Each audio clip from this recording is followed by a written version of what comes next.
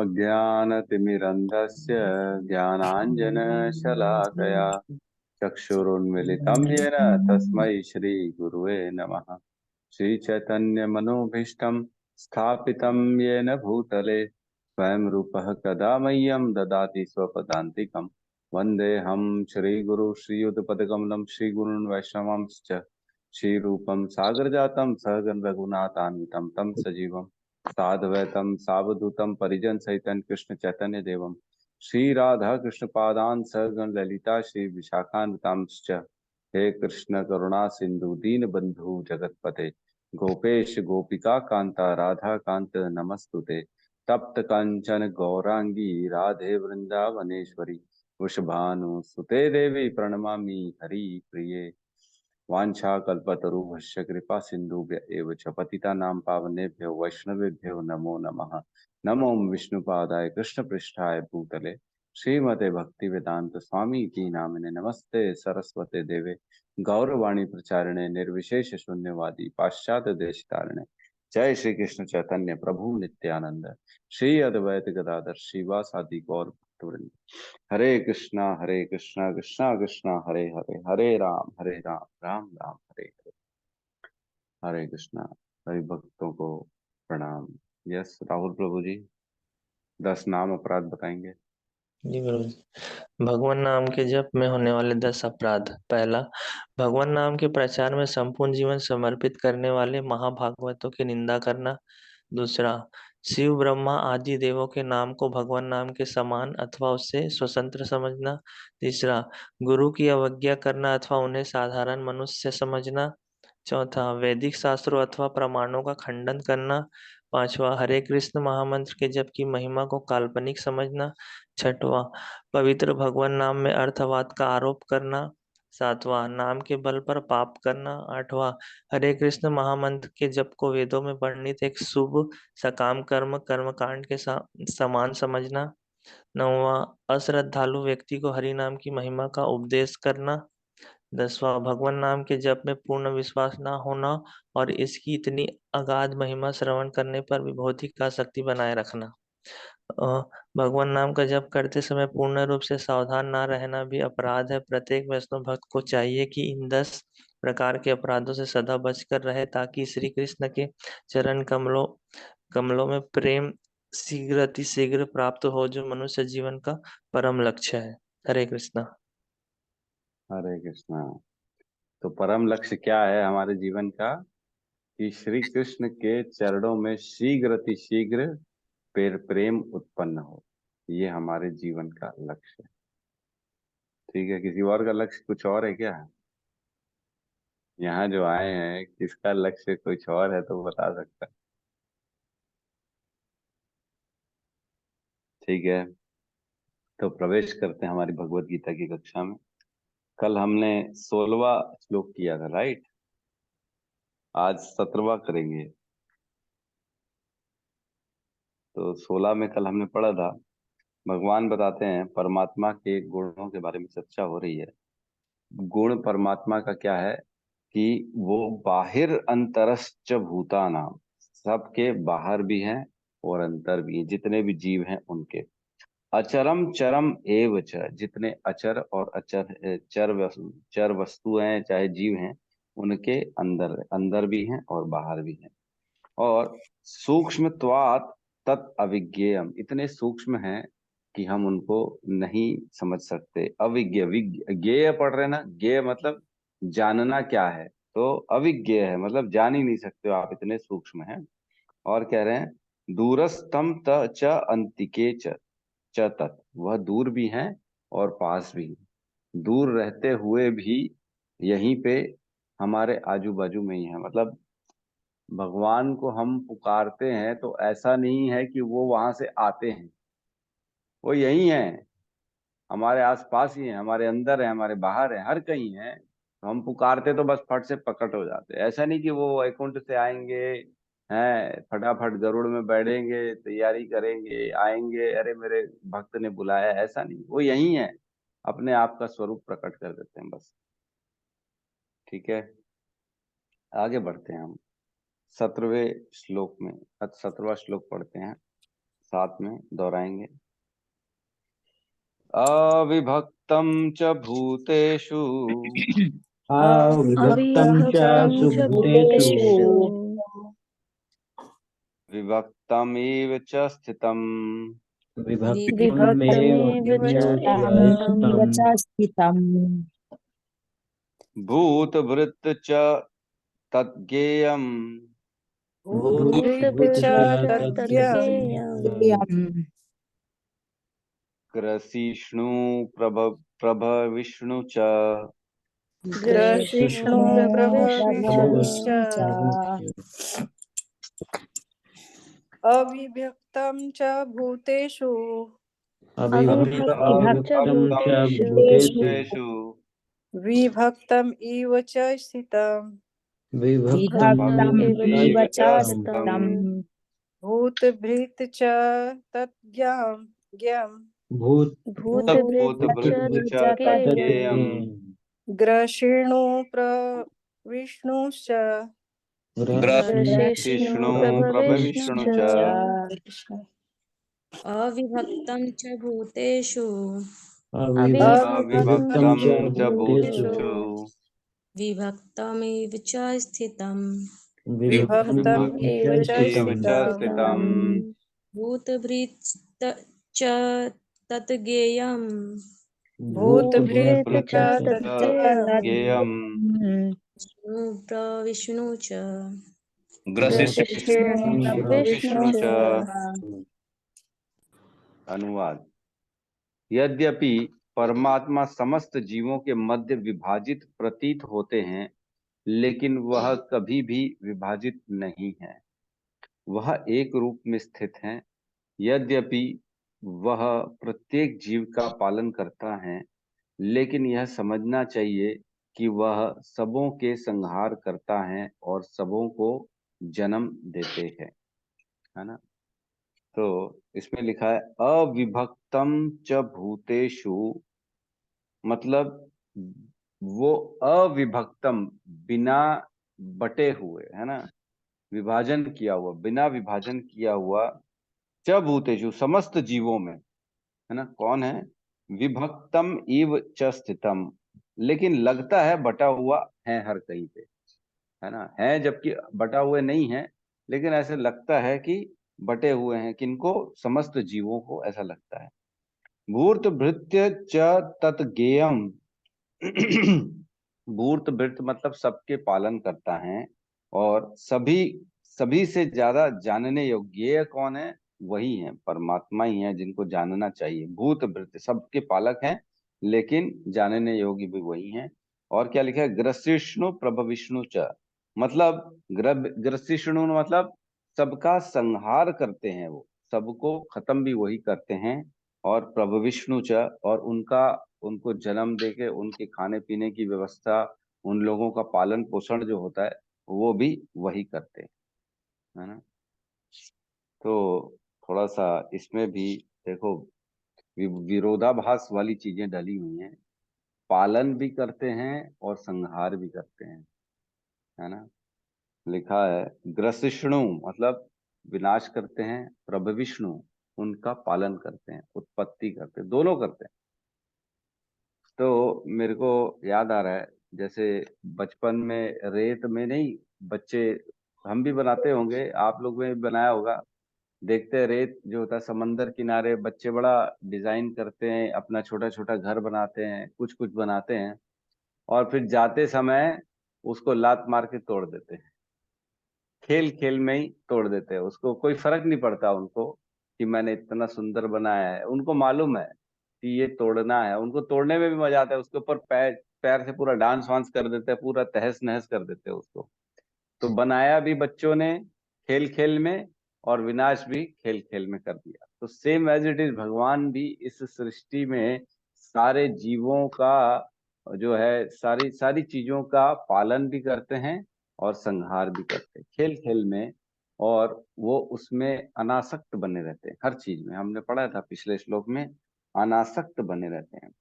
और एक और इम्पोर्टेंट चीज है कि भगवान इसमें विभक्त दिखते हैं हमको सारे जीवों में।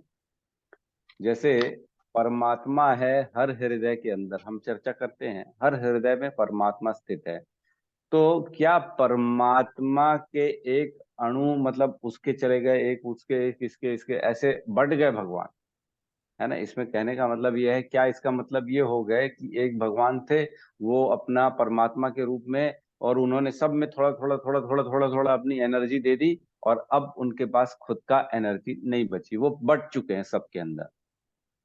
जैसे एक पेज होता है, एक पन्ना लिया हमने, उसके 2 पार्ट किए, 4 पार्ट, 6, ऐसे टुकड़े बहुत सारे, इतने सारे टुकड़े कर दिए, फिर सब में एक एक एक एक एक, एक बांट दिया, तो वो पन्ना कहाँ चला गया?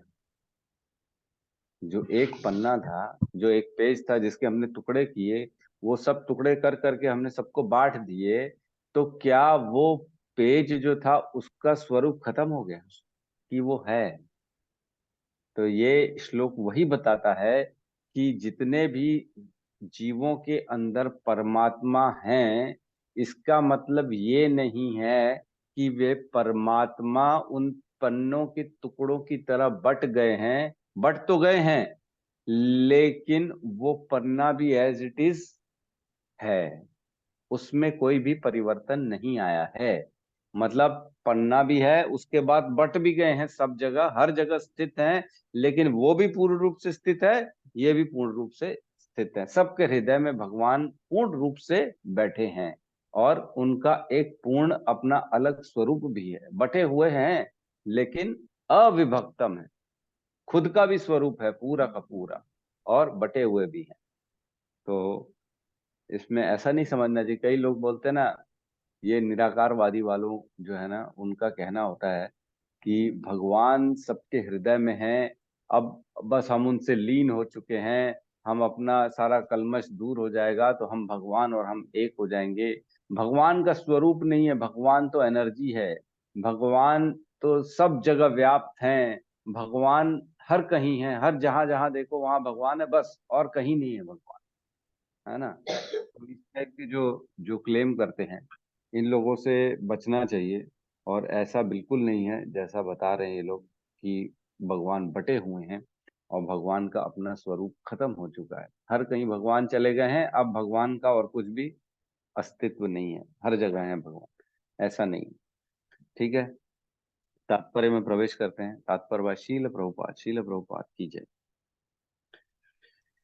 भगवान सबों के हृदय में परमात्मा रूप में स्थित हैं, है ना? हमने पढ़ा है ऑलरेडी, भगवान सबके हृदय में रहते हैं। ईश्वर सर्वभूतानाम हृदय देशे अर्जुन तिष्ठति, 1861, है ना? उसमें कहते हैं भ्राम्यन सर्वभूतानि यंत्राणुनि माया, माया के रूप में सबको भ्रम करते जा रहे हैं, उनकी जो यंत्र में बैठे हुए हैं, यंत्राणुनि माया, यंत्र को माया से पूरा भ्रमित करते जा रहे हैं। तो क्या इसका अर्थ यह हुआ कि वे बटे हुए हैं? नहीं, वास्तव में वे एक हैं।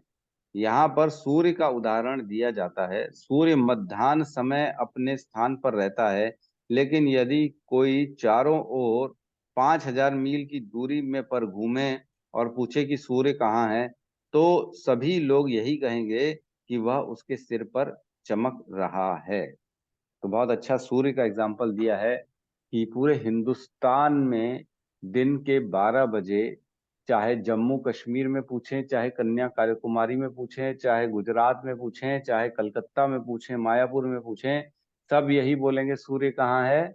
हमारे सर के ऊपर है।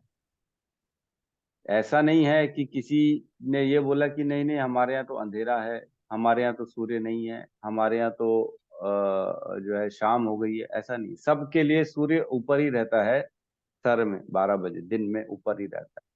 तो सबके लिए सूर्य अलग अलग दिखता है, सबको सबकी दृष्टि से देखेंगे तो सूर्य अलग अलग दिखेगा, लेकिन क्या सूर्य अलग अलग है? एक ही है। कहीं कम प्रकाश देगा, कहीं तीव्रता कम होगी, कहीं तीव्रता ज्यादा होगी, कहीं गर्मी होगी, कहीं ठंड होगी, कहीं जो है ना बादलों के पीछे से छोटी छोटी चमक होगी, लेकिन सूर्य एज इट इज अपनी जगह रहता है। लेकिन उसका प्रकाश हर कहीं मौजूद रहता है, जिससे आदमी समझता है कि सूर्य मेरे पास है, यहाँ पे सूर्य की किरण आ रही। तो सूर्य और सूर्य के प्रकाश में कोई भेद है क्या? नहीं। हमारे घर में प्रकाश आता है तो हम यही बोलते हैं सूर्य आ गया, सूरज निकल आया। तो इसका मतलब यह है प्रकाश के माध्यम से सूर्य हम तक पहुंचता है। सूर्य अपने जगह एज इट इज रहता है। सूर्य कभी भी कम ज्यादा नहीं होता, लेकिन हम हमारे पास प्रकाश कम ज्यादा आता है, कहीं ज्यादा गर्मी कहीं ज्यादा ठंडी। ऐसा क्यों? क्योंकि उसकी तीव्रता है, कहीं कहीं आच्छादित ज्यादा रहता है, बादलों से ज्यादा ढका है, कहीं कम ढका है, ये चीजें हैं। लेकिन सूर्य की स्थिति कभी भी चेंज नहीं होती है, वैसी परमात्मा भी है।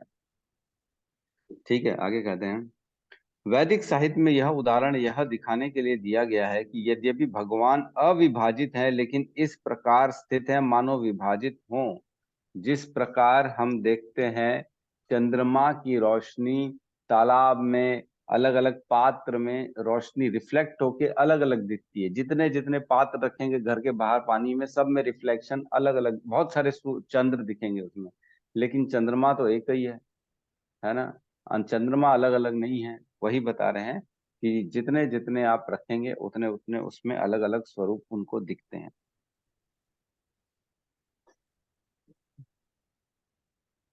वैदिक साहित्य में यद्यपि भगवान लेकिन इस प्रकार स्थिति मानो विभाजित हो, ऐसा लगता है कि विभाजन हो चुका है। यदि यही नहीं, वैदिक साहित्य में यह भी कहा गया है कि अपनी सर्वशक्तिमत्ता के द्वारा एक विष्णु सर्वत्र विद्यमान है। जिस तरह अनेक पुरुषों को एक ही सूर्य की प्रतीति अनेक स्थानों पे होती है। तो हमने चर्चा की रिफ्लेक्शन से बहुत सारे दिखते हैं लेकिन होता एक ही है।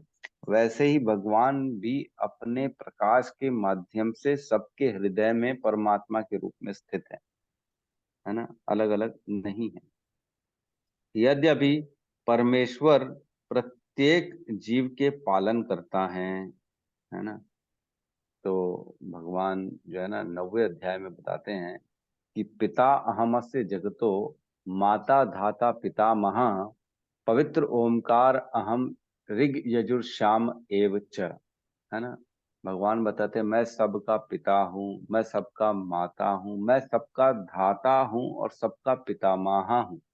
मतलब सबका पालन करने वाला, धाता मतलब सबका पालन करने वाला। तो भगवान पहले ही बता चुके हैं कि मैं सबका पालन करता हूँ। जैसे जीव की जन्म होता है उसकी मृत्यु निश्चित होती है। तो जन्म और मृत्यु जब निश्चित है तो बीच में ऐसा तो नहीं है कि उसको खाना नहीं मिलेगा। अगर उसको जीवित रखना है तो खाना तो देना पड़ेगा ना। किसी को भी अगर जीवित नहीं रखना है तो आप उसको 10 दिन खाना मत दो, 20 दिन खाना मत दो, मर जाएगा वो। लेकिन अगर जीवित रखना है तो उसको प्रॉपर पोषण करना पड़ेगा उसका। तो भगवान ने जब उसकी मृत्यु आज से 50 साल बाद निश्चित की है तो 50 साल तक उसके खाने का पोषण का व्यवस्था तो पहले करेंगे ना, कि नहीं करेंगे, बाद में जुगाड़ करेंगे। हम लोग ऐसे होते हैं, जब प्यास लगती है तब कुआं खोदते हैं ना। पहले से प्लानिंग होती नहीं है हमारी कुछ भी। जब जरूरत पड़ती है अरे प्रभु जी ये तो है ही नहीं, अब कैसा करें, अब क्या करें, हमारे साथ ये है। हाँ क्यों? क्योंकि हम जो है ना सब अल्पमेध है, अल्पमेध, अल्प बुद्धि, अल्प आयु। कलयुग जो है ना, कलयुग का ये गुण है कि सारे लोग की बुद्धि मंद होगी, सारे लोग की आयु मंद हो जाएगी, कम हो जाएगी, और याददाश्त कम हो जाएगी, सब चीज कम कम कम कम कम। हाँ, इसलिए जो है ना यहाँ के लोग, हमारे लोग आधे टाइम तो सब स्मार्टफोन में डाल के रखते हैं, बर्थडे भी उसमें स्टोर करेंगे, सबका मोबाइल नंबर भी स्टोर करेंगे, खुद का तो याद ही नहीं रहता। अरे सब चीज पूछो, अरे भूल गया, अरे मैं भूल गया, सब भूल जाते हैं क्योंकि बुद्धि काम ही नहीं करती हमारी। ठीक है, आगे पढ़ते हैं, प्रवेश करते हैं। यद्यपि परमेश्वर प्रत्येक जीव के पालन करता है किंतु प्रलय के समय सबों का भक्षण कर जाते हैं, इसकी पुष्टि 11वें अध्याय में हो चुकी है। तो देखो कितना विरोधाभास है, पालन भी वही करते हैं और वही जो है ना प्रलय लाके सबका भक्षण भी कर देते हैं। जैसे बच्चे की हमने चर्चा की, रेत के टीले में बनाता भी वही है खुशी खुशी में और तोड़ता भी वही है खुशी खुशी में। और हम सब वो छोटे छोटे रेतों के कण के समान हैं जो भगवान की सृष्टि में कहीं ना कहीं एक छोटे से साइड में उनके उनके खेल के, उनके सब चीजों के एक हिस्सा बन के बैठे हैं। और भगवान ने हमें फ्री विल दी है, कुछ स्वतंत्रता भी दी है भगवान ने, ऐसा नहीं है। 5%, प्रभुपाद कहते हैं कि हर जीव के पास 5% की स्वतंत्रता मिली हुई है, लेकिन 95% वो डिपेंड करता है, हर चीज पे वो डिपेंड करता है। तो स्वतंत्रता सबके पास है। तो हमने देखा भगवान जो है ना 11वें अध्याय में 11.32 में कहते हैं, 11.32 पेज नंबर 414, इसमें कहते हैं कालो अस्मि, हाँ कालो अस्मि लोक क्षयकृत प्रवृद्ध, मतलब समस्त जगतों को विनष्ट करने वाला काल मैं हूँ, है ना, और मैं यहाँ समस्त लोगों का विनाश करने के लिए आया हूँ।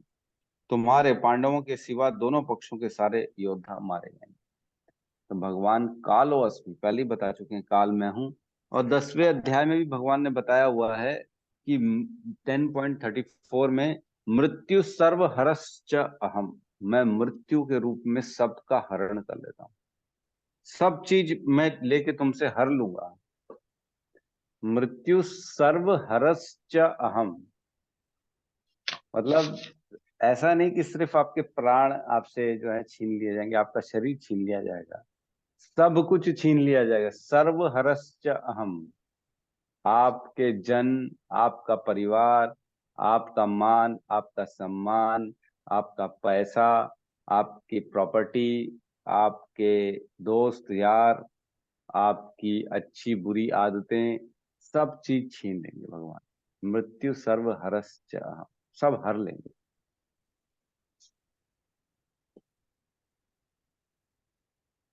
कैसे लगता है, नहीं? काल के रूप में भगवान, ठीक है। कहते हैं आगे, जहां भगवान कहते हैं कि वे कुरुक्षेत्र में एकत्र सारे योद्धाओं का भक्षण करने के लिए आए हैं, हमने पढ़ लिया। उन्होंने यह भी कहा कि वे काल के रूप में सबका भक्षण करते हैं, वे सबके प्रलयकारी और संहार करता है। जब सृष्टि की जाती है तो वे सबों को मूल स्थिति से विकसित करते हैं और प्रलय के समय उन सबको निगल जाते हैं। ये हमने पढ़ा है 8, 18 और 19 में पढ़ा है। बोलेंगे एक बार, 8, 18 और 19, है ना, पेज नंबर 316। इसमें कहते हैं 8, 18 में कहते हैं कि ब्रह्मा के दिन के शुभारंभ में सारे जीव अव्यक्त अवस्था से व्यक्त होते हैं, और फिर जब रात्रि आती तो वो पुनः अव्यक्त में विलीन हो जाते हैं। और 19 में कहते हैं जब जब ब्रह्मा का दिन आता है तो सारे जीव प्रकट होते हैं और ब्रह्मा की रात्रि होते ही वे असहायवत विलीन हो जाते हैं। मतलब फोर्सफुली, जबरदस्ती उनको वहां से हटा दिया जाता है, उनको अव्यक्त कर दिया जाता है जबरदस्ती। ये कौन करता है? ये भगवान करते हैं, कृष्ण करते हैं। वैदिक स्रोत पुष्टि करते हैं कि वे समस्त जीवों के मूल तथा सबके आश्रय स्थल हैं। तो भगवान का ही आश्रय है सबके पास, हमने पढ़ा है भगवान का आश्रय है। अभी 9वें अध्याय में भी बताया, पिता हम अस्य जगतो माता धाता पितामह, उसमें भी बताया है। 7.7 में भी बताया है ना? क्या बताया है 7.7 में? सबसे बड़ी सत्ता भगवान की है ना, मत पर न किंचित अस्ति धनंजय मई सर्वमिदं प्रोक्तम सूत्रेण मणिगण इव, मतलब मैं ही हूं हर चीज के पीछे, और कोई नहीं है। सृष्टि के बाद सारी वस्तुएं उनकी सर्वशक्तिमत्ता पर टिकी रहती हैं, और प्रलय के बाद सारी वस्तुएं पुनः उन्हीं पे विश्राम पाने के लिए लौट आती हैं। तो भगवान देखते हैं हम कि जो गर्भोदक्षाई विष्णु हैं, उनके उदर में सारे के सारे जीव चले जाते हैं प्रलय के समय, है कि नहीं? फिर जब कल्प स्टार्ट होता है तो फिर दोबारा से उनको वहां से निकाल के अपने अपने कार्य अनुसार, कर्म अनुसार दिया जाता है क्षेत्र, क्षेत्र दिया जाता है। अब ऐसा बोलना चाहिए टेक्निकल पॉइंट में, क्षेत्र मिलता है, क्षेत्रज्ञ की जानकारी होती है, कर्म के क्षेत्र निर्धारण होता है, फिर उसके अनुसार हमको अपने कर्म करने पड़ते हैं। ठीक है, तो ये सारे वैदिक स्रोतों की पुष्टि करने वाले हैं। एक श्लोक का वर्णन है तैत्तिरीय उपनिषद, इसमें लिखा है यतो वा इमानी भूतानि जायन्ते येन जातानि जीवन्ति यत् प्रयन्त भी संविशन्ति तद ब्रह्म तद जिज्ञासव, तैत्तिरीय उपनिषद। तो इसका मैं आप लोगों को ना अनुवाद पढ़ के सुना रहा हूँ। मेरे पास तैत्तिरीय उपनिषद भी है।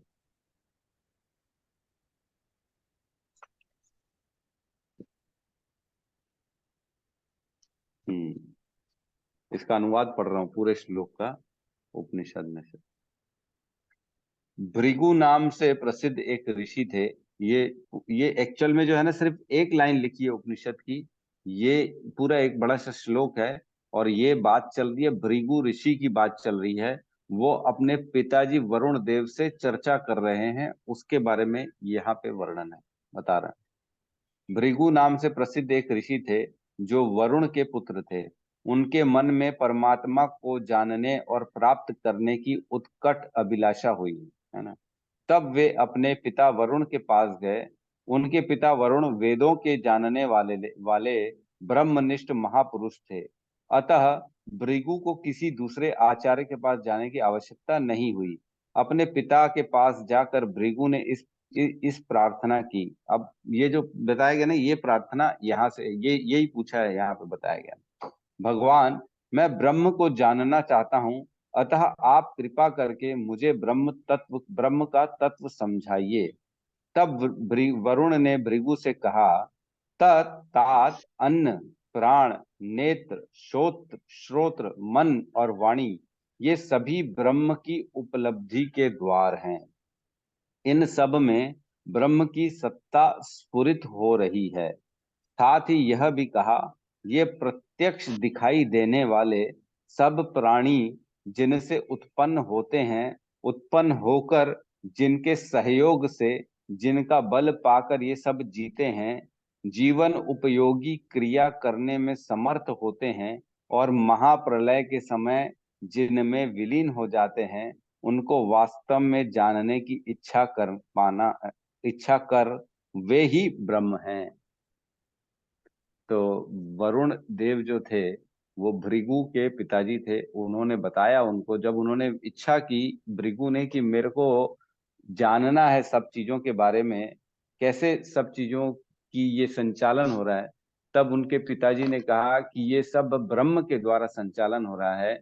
और ब्रह्म कौन है? ब्रह्म वही है जिनसे हमारी इंद्रियों को पोषण मिलता है, इंद्रियां चलती हैं, नाक कान आंख और सारी चीजें काम करती हैं उन्हीं के सोर्स से, उनकी एनर्जी से। और वही सबका पालन करता है और बाद में संहार करता भी वही है, और उन्हीं को तुम ब्रह्म जानो, ऐसा बताया। फिर उसके बाद आगे लिखा है, इस प्रकार पिता का उपदेश पाकर भृगु ऋषि ब्रह्मचर्य और शम दम आदि नियमों का पालन करते हुए तथा समस्त भोगों के त्याग पूर्वक संयम से रहते हुए पिता के उपदेश पर विचार किया। यही उनका तप था। इस प्रकार तप करके उन्होंने क्या किया, ये बात आगे अनुवाद कही गई है। तो आगे उन्होंने बताया कि हर कुछ समय तपस्या की है भृगु ने।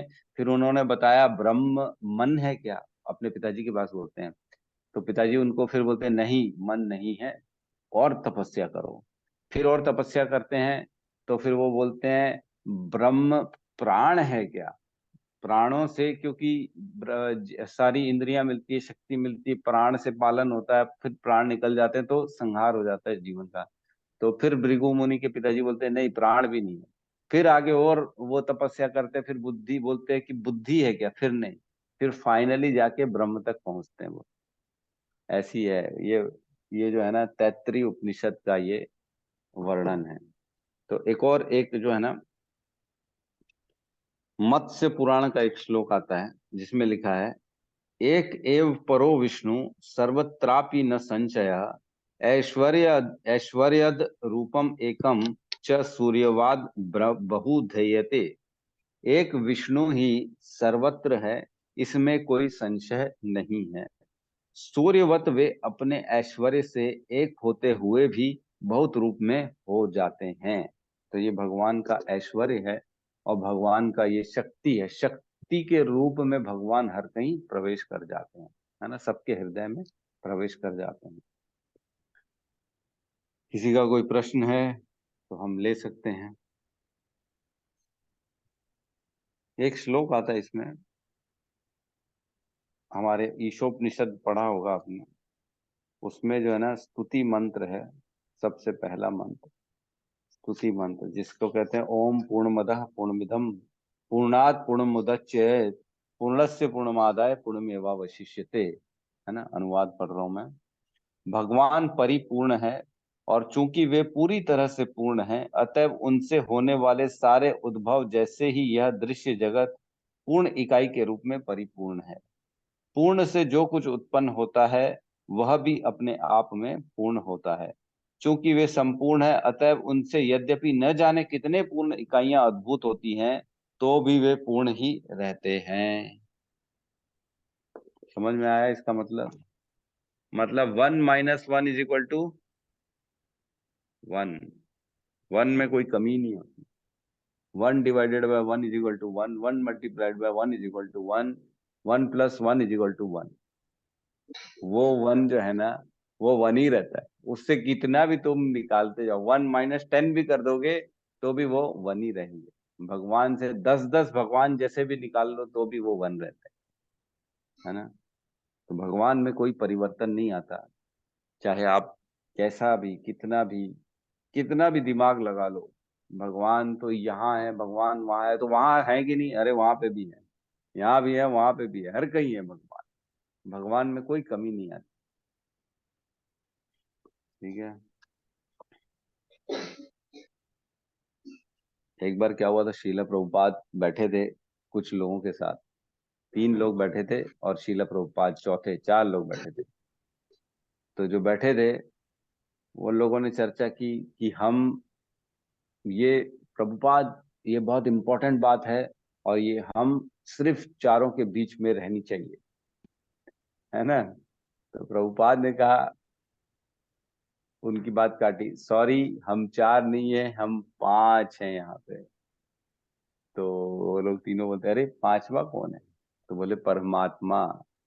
परमात्मा हमारे साथ, ऑलवेज हमारे साथ रहते हैं, है ना। तो उनको कभी भी अलग नहीं समझना चाहिए। कई बार हम देखते हैं 2 इंसान में भी भेद रहते हैं ना, 2 इंसान भी रहेंगे ना, कभी भी सेम नहीं रहेंगे, वो अलग अलग ही रहेंगे। लेकिन परमात्मा हर कहीं, हर के हृदय में सेम है वो, है ना। ऐसा नहीं है कि मेरे हृदय वाले परमात्मा अलग हैं और आपके हृदय वाले परमात्मा अलग हैं, ऐसा नहीं, दिमाग में नहीं डालना चाहिए। वो सेम है, एक ही परमात्मा है, हर कहीं है। तभी तो सिद्धि जो मिलती है, तभी तो उनको सब पता पड़ जाता है कि आपके हृदय में, उसके हृदय में क्या चल रहा है। परमात्मा एक है, जीव भिन्न है, जीव अलग अलग है। आत्मा सिर्फ अपने क्षेत्र के बारे में जानता है, परमात्मा सबके क्षेत्र के बारे में जानते हैं। ठीक है। हरे कृष्ण प्रभु अगला। जी, प्रणाम। यस, धन्यवाद, प्रणाम माता जी।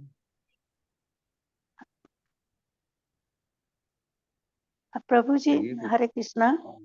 प्रभु हम्म। जी, जब भी हम प्रलय होता तो सब भगवान के उसमें विलीन हो जाते हैं, तो फिर ये 84 लाख योनि की क्या मतलब? उसके बाद भी हम भगवान दृष्टिपात करते हैं तो हम अपने कर्मों के हिसाब से ही भोगते हैं, तो फिर 84 लाख नहीं, योनि का क्यों गणना बनाया? देखिए ऐसा है, जब हम प्रलय होती है ना, तब हम विलीन नहीं होते हैं। विलीन होना मतलब मिक्स हो जाना, जैसे शक्कर और दूध एक हो जाता है ना, मीठा हो जाता है, मिल जाता है, वैसा ऐसा नहीं होता। जैसे रेत और पानी है, रेत पानी में जाता है तो मिलता कभी भी नहीं है, अलग ही रहता है, रेत अपना अस्तित्व अलग बनाए रखता है। वैसे ही हम भी भगवान के उदर में सुप्त अवस्था में रहते हैं। सुप्त मतलब जैसे कोमा में नहीं होता है, आदमी कोमा में चला जाता है, पता नहीं पड़ता उसको। 10 दिन बाद उठेगा ना कोमा के बाद, तो उसको बोलेंगे 10 दिन बीत गए, तो वो बोलेगा अरे बाप रे 10 दिन, मेरे को तो ऐसा लगा मैं अभी सोया हूँ और अभी उठा हूँ। तो हमारे साथ भी ऐसे ही होता है, जब प्रलय होती है तब हम सुप्त अवस्था में चले जाते हैं, भगवान के उदर में चले जाते हैं। वहां पे सुप्त अलग हमारी आइडेंटिटी बनी रहती है, और हमारे कर्मों के आधार पे दोबारा जब कल्प स्टार्ट होता है, तब वही चीजें दोबारा हमको दी जाती हैं कि तुम्हारे पिछले योनियों में कर्म ये थे, उसके अनुसार अब ये योनि आपकी निर्धारित की जा रही है। तो जो खेल होता है ना, वो खेल खत्म नहीं होता है ना। खेल तो निरंतर चलता रहेगा। Game is always on, game कभी खत्म नहीं होगा। तो हम, आप अनुमान लगा सकते हैं कि पता नहीं हमको कितना समय हो गया यहाँ पे, है ना, जी याद नहीं मतलब रहता है क्योंकि हम। जी जी।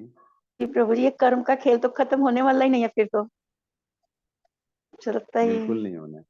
है ये तभी तभी भगवान। खत्म होगा जब आप भगवान का नाम लेंगे तब। हरे कृष्ण प्रभु जी। और वो हम्म। भी भगवान का नाम लेने में भी बहुत बहुत बहुत तपस्या करनी पड़ती है, तो कहीं भगवान मिलेंगे, नहीं तो हम यहीं पर ही आते जाते रहते हैं। अरे आप ये सोचो कि ये तो कलयुग में फिर भी इजी है भगवान को प्राप्त करना। बहुत जी इजी है, सिर्फ नाम मात्र लेने से कलयुग में उद्धार हो जाता है ना। क्या जी कहते हैं प्रभु। परीक्षित, परीक्षित महाराज को कहते हैं सुखदेव गोस्वामी, कले दोष निधे राजन अस्ति ही एको महान गुण, कीर्तना देव कृष्ण से मुक्त संग परम व्रजेत। मतलब कलयुग में नो डाउट परीक्षित बहुत से अवगुण हैं, लेकिन एक महान गुण है कलयुग का, कि इस कलयुग में सिर्फ कृष्ण का नाम लेने से भव सागर से मुक्ति मिल जाती है। यही अगर आप सतयुग में पैदा होते तो आपको कम से कम 50,000 सालों तक तपस्या करनी पड़ती एक जगह बैठ के, है ना। हम देखते हैं हिरण्यकश्यपु अपने पैर के अंगूठे में खड़ा हुआ था 60,000 सालों तक, तब जाके ब्रह्मा जी ने उनको दर्शन दिया था और आशीर्वाद दिया था। तो ऐसी तपस्या करनी पड़ेगी सतयुग में। जी और त्रेता युग में भगवान के यज्ञ करने पड़ते हैं, बहुत बड़े बड़े यज्ञ करने पड़ते थे। साधु, भगवान राम के समय की बात है, यज्ञ करने नहीं देते थे साधुओं को, जो है ना, अलग अलग असुर आके उनको उसमें मूत्र फेंक देते थे, है ना, गंदी गंदी चीजें फेंक देते यज्ञ कुंड में और उनको फेल कर देते थे। तो ऐसा होता था उस समय, यज्ञ से पुण्य मिलता था, उससे आदमी का भगवत प्राप्ति होती थी। और फिर जो है ना द्वापर युग में अर्चना, अर्चन से भगवान की पूजा, उनके ऊपर अर्पित करना, बड़े बड़े मंदिर बनते थे। जो राजा महाराजा हमने देखा साउथ में इतने बड़े बड़े मंदिर क्यों बने हैं, ये सब जो है ना ये द्वापर युग के हैं। और द्वापर युग में यही होता था कि मंदिर बनाना, सोना चढ़ाना, भगवान की पूजा पाठ करना, इसी से भगवत प्राप्ति होती थी। लेकिन अब कलयुग में सिर्फ भगवान के नाम से हो जाएगी। तो सोचो उस समय 1,000 साल तक अगर जो है ना तपस्या कर रहा है तब फल मिलेगा, और यहाँ पे एक दिन खाली भगवान का नाम ले रहा है तो सेम फल मिल जाता है, सेम उतना का उतना ही।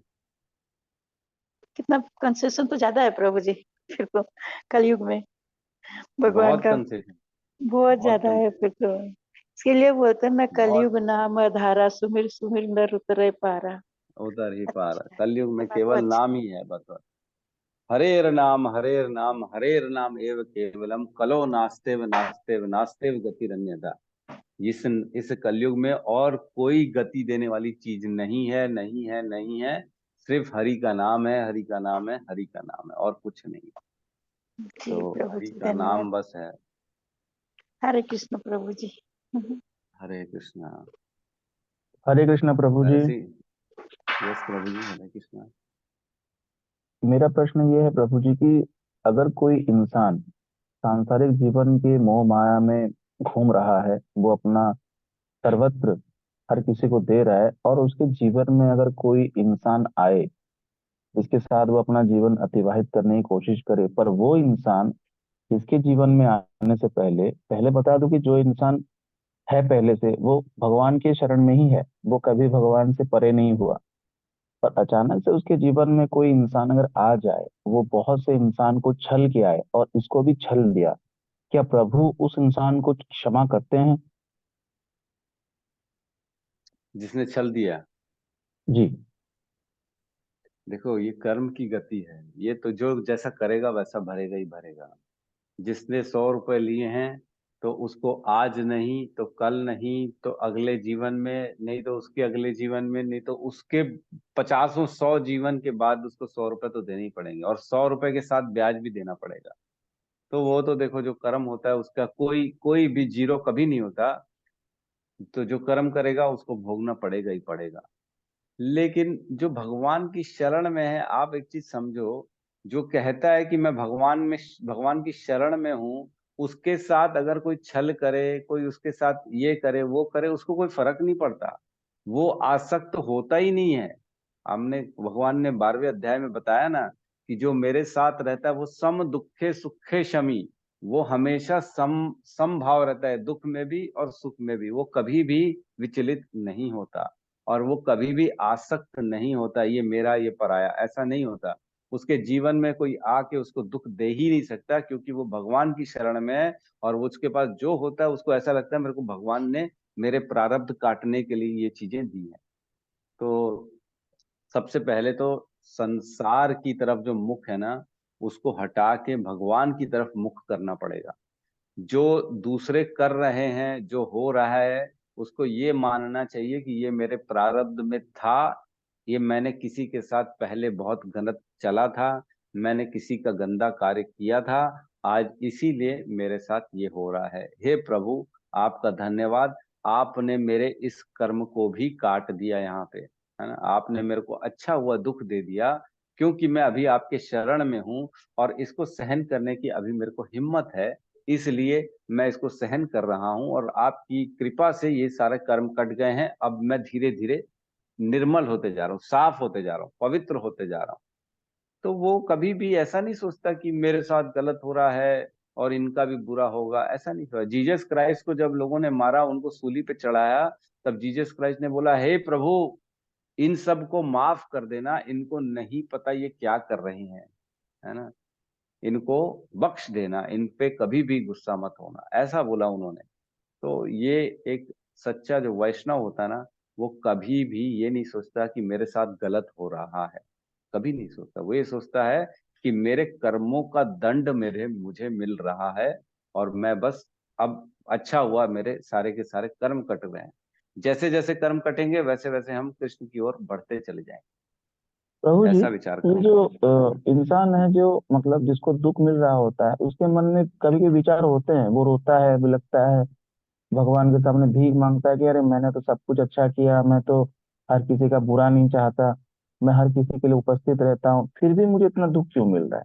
क्यों वो इंसान मतलब हमें दुख दे के, पीड़ा दे के, हमारे मन को तोड़ के कहीं और जाके और अच्छे से खुश है, और मैं आज भी मतलब उस इंसान के लिए मतलब तड़प रहा हूँ, भगवान भी नहीं सुन रहे हैं। ये विचार मन में क्यों आते हैं?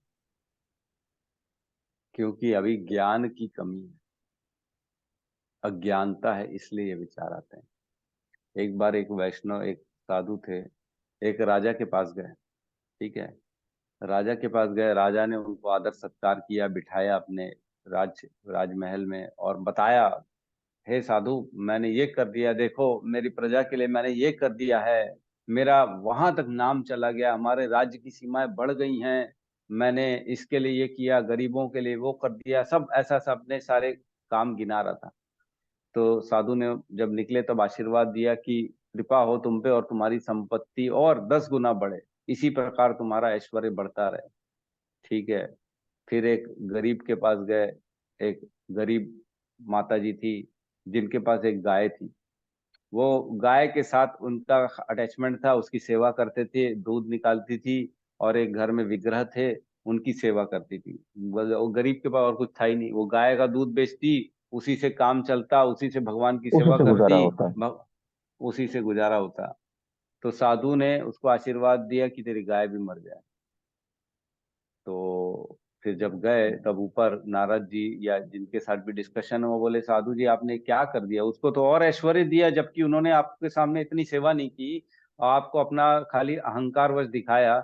लेकिन बेचारी जो बुढ़िया थी, उनको और आपने अकेला कर दिया, जो उनका एक जीवन जीने का एक साधन था, एक जिनके साथ उनकी थोड़ी बहुत बनती थी, जिनकी सेवा करती थी गाय की, उसको भी मार दिया। तो बोले राजा जो है ना, उसको प्रभु से और दूर जाएगा वो, उसको जैसे जैसे ऐश्वर्य बढ़ेगा, भगवान का थोड़ा बहुत चिंतन करता है वो भी खत्म हो जाएगा। लेकिन जो बुढ़िया माता है, वो अभी आधा समय अपनी गाय को दे रही है और आधा समय भगवान को दे रही है। तो जब गाय चली जाएगी तो पूरा समय भगवान को देगी। उसके जीवन में बाकी कोई नहीं रहेगा, सिर्फ प्रभु रहेंगे।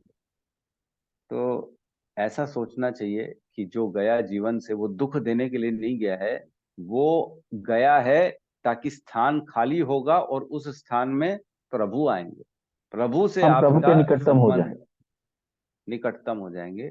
प्रभु से संबंध और गाढ़ा बनेगा हमारा। इसीलिए भगवान ये सब लीला करते हैं और आपके जीवन से अनवांटेड लोगों को बाहर कर देते हैं।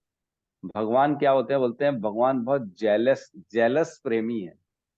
वो जिनसे प्रेम करते हैं ना, उनके जीवन में किसी और को रखने नहीं देते हैं, मालूम है। एक जी श्लोक जी आता है, मैं आपको श्रीमद् भागवतम का पढ़ के सुनाता हूँ। जी उसमें जी। भगवान बताते हैं कि जिस पे विशेष कृपा करते हैं भगवान, उसका धीरे धीरे सब कुछ छीन लेते हैं, है ना। विशेष कृपा, भगवान की विशेष कृपा सोचो कैसी होती है। आपको चाहिए क्या विशेष कृपा? सुनिएगा। 10 अध्याय 88 और श्लोक नंबर 8 पढ़ सकते हो सब, आप खोल के गूगल में भी खोल सकते हो, श्रीमद् भागवतम। इसमें कहते हैं, यस्य अहम अनुग्रहणामि हरिण्य हरिष्ये तद धनम शैनम ततो अधनम व्यक्ति जन व्यजंती अस्य स्वजनः दुख दुखितम। अनुवाद क्या लिखे, थोड़ा ध्यान से सुनिएगा। यदि मैं किसी पर विशेष रूप से कृपा करता हूं तो मैं धीरे धीरे उसे उसके धन से वंचित करता हूं। उसके धन से आपको वंचित करेंगे, तब ऐसा निर्धन व्यक्ति के स्वजन तथा मित्र उसका परित्याग कर देते हैं। पहले धन छीन लूंगा, फिर उसके रिश्ते नाते छीन लूंगा, फिर उसके मित्र भी छीन लूंगा। इस प्रकार वह एक के बाद एक कष्ट सहता जाता है। अब बताओ, ये भगवान की दुश्मनी है कि प्रेम है, ये बताओ। प्रेमी है प्रभु जी। प्रेम है, ये उनकी विशेष कृपा है। ये सब पे नहीं होती है, विशेष कृपा है, विशेष लोगों पे होती है। कि पहले पूरा पैसा छीन लेंगे, फिर उसका जो है पूरा का पूरा घर संसार छीन लेंगे, कोई अपने रास्ता नहीं स्वजनों को छोड़ेंगे छीन लेंगे। मतलब। कोई नहीं छोड़ेगा, पूरा दुखी कर देंगे। इसलिए करते हैं ताकि जो है ना, जैसे जैसे जिसके इंसान के जीवन में दुख आता है ना, तो ये समझना चाहिए कि दुख मुझे इसलिए मिल रहा है ताकि मेरे गलत कार्य जो है ना वो प्रारब्ध कटते चले जाएं, कट रहे हैं मेरे, मैं भगवान की ओर समीप जा रहा हूँ। जैसे जैसे दुखी होंगे वैसे वैसे भगवान का स्मरण चिंतन बढ़ता चला जाएगा, है ना। सुख में दुख में सुमिरे सब कोई, सुख में सुमिरे न कोई। जब सुख में सुमिरे कोई तो दुख काहे को होई।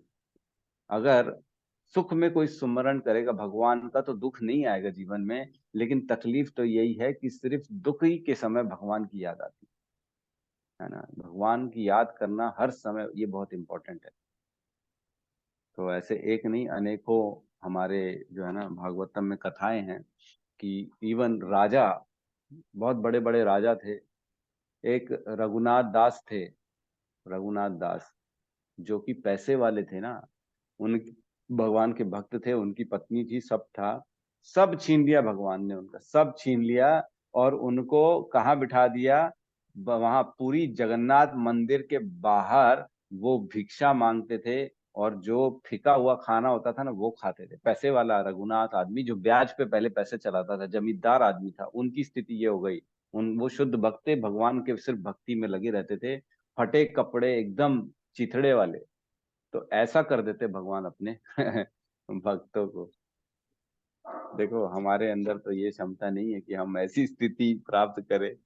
भगवान जो है ना अपने बस स्मरण रखें हमेशा। लेकिन ये ठीक है, इन सब चीजों में विचलित नहीं होना है। भगवान का बस इंटेंसिटी भगवान की बढ़ानी है हमको। माला माला करेंगे तो सब धीरे धीरे समझ में आ जाएगा कि मैं कौन सी परिस्थिति में हूँ। 4 नियम फॉलो करना है और माला करना है, ये करिए। जी प्रभु जी, धन्यवाद। हरे धन्यवाद कृष्णा। प्रभु जी।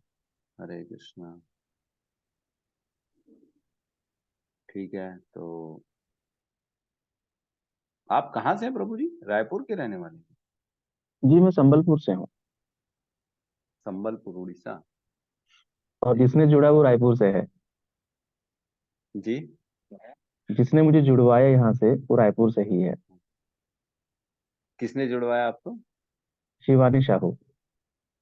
अच्छा, शिवानी माता जी ने, ठीक ठीक। जी बहुत बढ़िया बहुत बढ़िया। वो तो हमारी बहुत शुरू से जुड़ी हुई है माता जी, हमारे साथ हैं। जी। ठीक है। मैं भी यही चाहता हूँ प्रभु जी कि मतलब आप तो बहुत ज्ञानी है, मैं आपसे क्या कहूँ, आपको सब कुछ ज्ञात ही होगा। मैं सारे मतलब चीजों से निकलना चाहता हूँ, तो उसी ने मुझे यही बताया कि सांसारिक मोह माया छोड़ दीजिए। और आप आपके जीवन में वैसा तो कोई है नहीं, माता पिता तो है नहीं, ठीक है, किसी एक इंसान पर भरोसा करना ठीक होता है, पर जो भगवान के समीप आते हैं, भगवान को जो प्यारे होते हैं, उनके जीवन से वो सबको निकाल देते हैं। पर होती है ना कि एक लगाव रहता है, कि मेमोरीज जो होती है इंसान को मतलब चैन से बैठने देता नहीं है। तो उसने मुझे ये सब बताया, फिर मैं जुड़ा, और धीरे धीरे करके मेरा थोड़ा थोड़ा करके मतलब फ्यूज हुआ, बल्ब थोड़ा थोड़ा करके जल रहा है अभी, थोड़ा थोड़ा करके। हम्म। धीरे धीरे वैराग्य आएगा, ज्ञान आएगा, तो तब सब चीजों से उठ जाओगे आप। फिर कोई दुखी नहीं देगा आप।